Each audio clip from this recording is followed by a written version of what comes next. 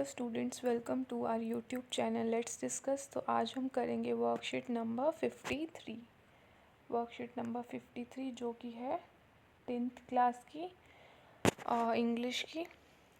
तो चलिए इसको पढ़ते हैं। 12 नवंबर 2020, वर्कशीट नंबर 53 इंग्लिश 10th। तो स्टूडेंट्स आप अपना यहाँ पर नाम लिखिएगा और यहाँ पर टीचर का नाम। तो आज का हमारा जो है टॉपिक, उसका नाम है ब्लैक एरोप्लेन। तो ये लिया गया है first flight chapter 3 2 stories about flying. जो पहली स्टोरी थी आपको याद होगा, हमने पढ़ी थी सीगुल के बारे में, है ना। तो आज हम दूसरी स्टोरी पढ़ेंगे जिसका नाम है ब्लैक एरोप्लेन। तो इस पे दिया हुआ है, read the following extract and answer the questions that follow.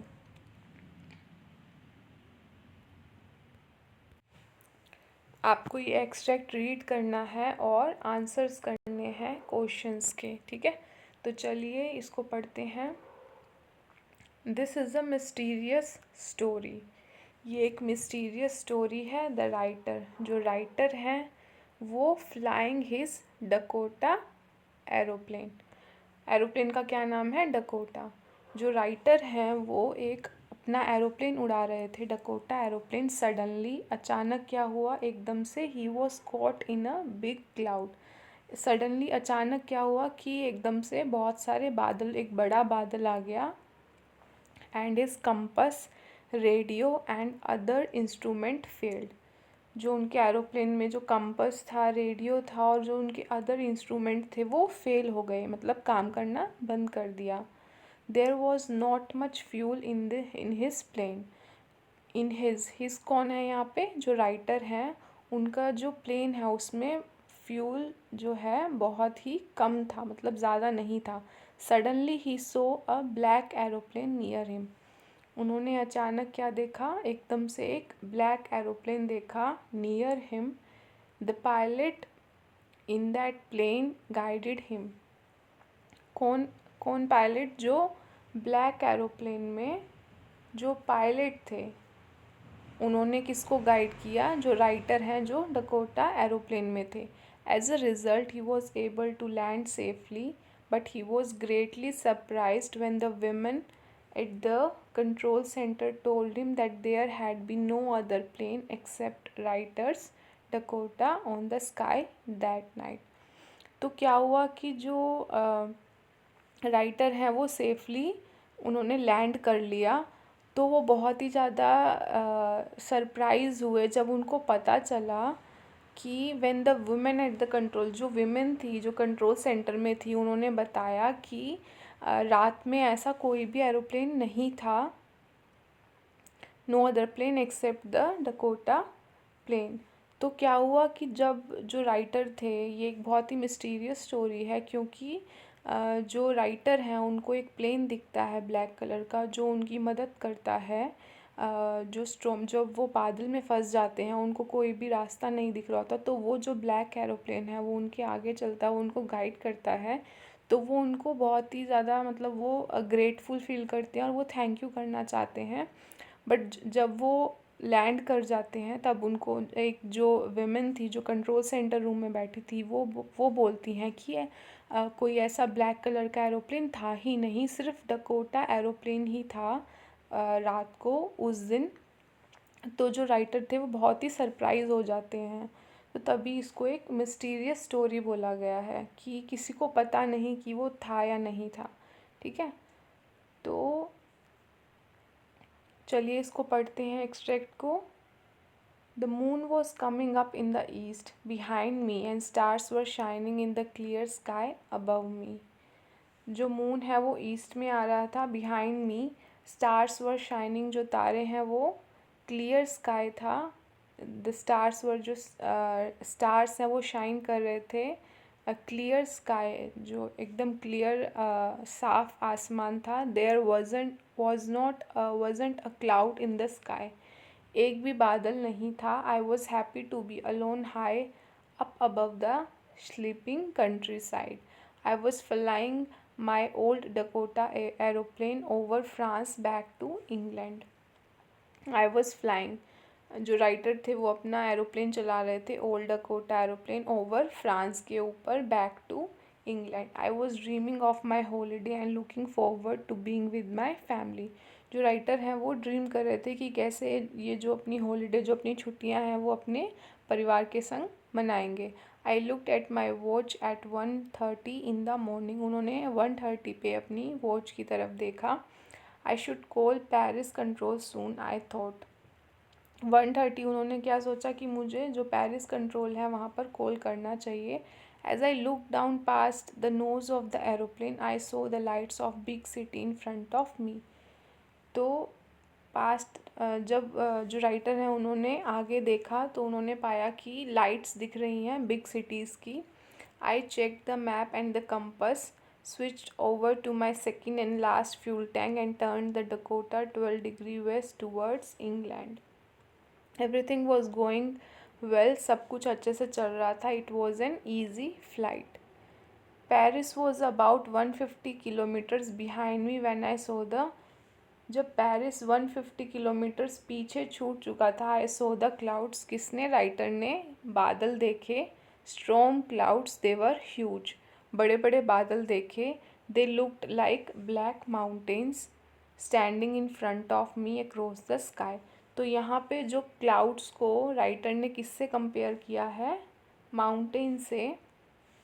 I knew I could not fly up and over them.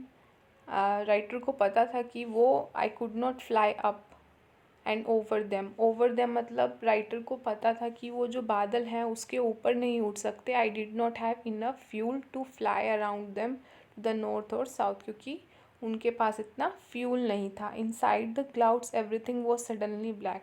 जब वो बादल के अंदर जो एरोप्लेन, डकोटा एरोप्लेन जब जा रहा था तो एकदम से पूरा आसपास का जो वो था वो पूरा ब्लैक हो गया था, उनको कुछ भी नहीं दिख रहा था। It was impossible to see anything outside the aeroplane.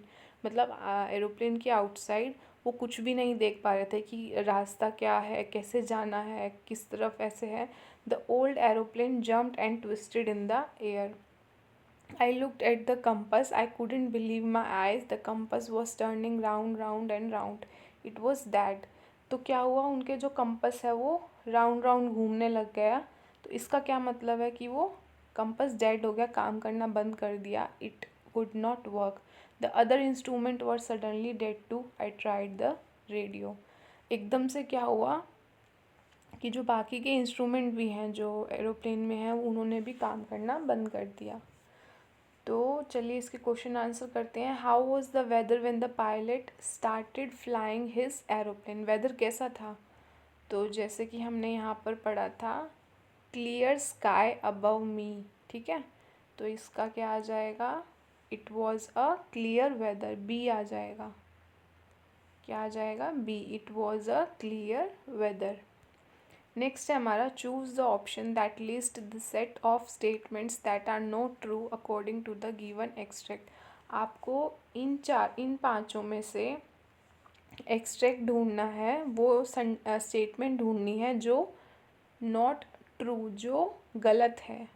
ठीक है, तो चलिए करते हैं। फर्स्ट है हमारा, the pilot was flying his old Dakota aeroplane over France back to Italy.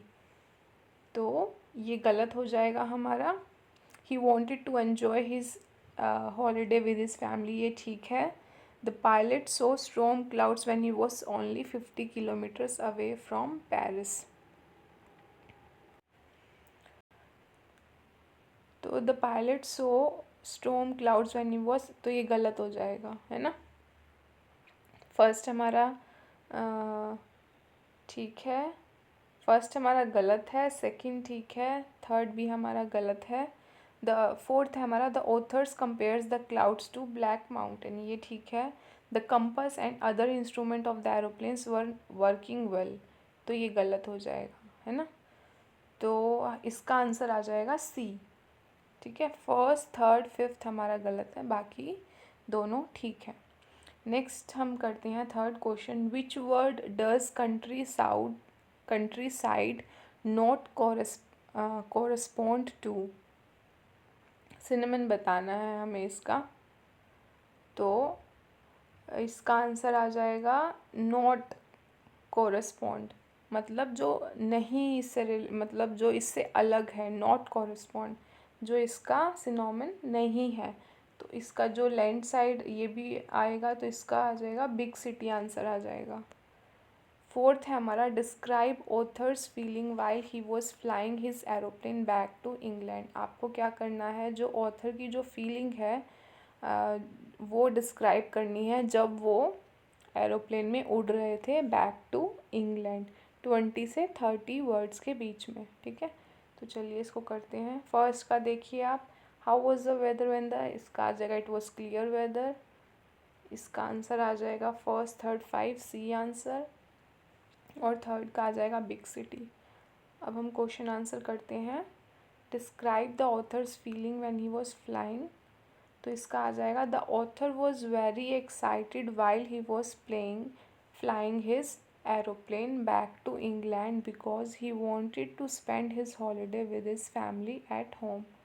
ठीक है, तो जो ऑथर थे वो बहुत ही एक्साइटेड थे जब वो एरोप्लेन उड़ा रहे थे अपना Dakota aeroplane, because he wanted, वो चाहते थे कि वो जो अपनी हॉलीडे हैं, छुट्टियां हैं, अपनी फैमिली के साथ बिताएं घर पर। फिफ्थ है हमारा, what happened when the author turn the aeroplane 12 degree west towards England. तो इसका आंसर आ जाएगा the author so the huge storm clouds that looked like black mountains standing in front of him across the sky. ठीक है, तो ये आपका fifth answer भी हो गया, इसका स्क्रीनशॉट ले लीजिएगा। और ये रहा फोर्थ, और बाकी के आंसर्स ये रहे। बिग सिटी थर्ड का, और सेकंड का आ जाएगा हमारा सी ऑप्शन, फर्स्ट थर्ड 5, और फर्स्ट का आ जाएगा इट वॉज क्लियर वेदर। बहुत इजी से क्वेश्चन आंसर हैं। तो स्टूडेंट्स, ये आपकी वर्कशीट यहाँ पर ख़त्म हुई। अगर आपको वीडियो अच्छी लगी हो तो लाइक शेयर सब्सक्राइब ज़रूर करिएगा इस चैनल को, और कोई भी प्रॉब्लम है कमेंट सेक्शन में ज़रूर मेंशन करिएगा। वीडियो देखने के लिए धन्यवाद।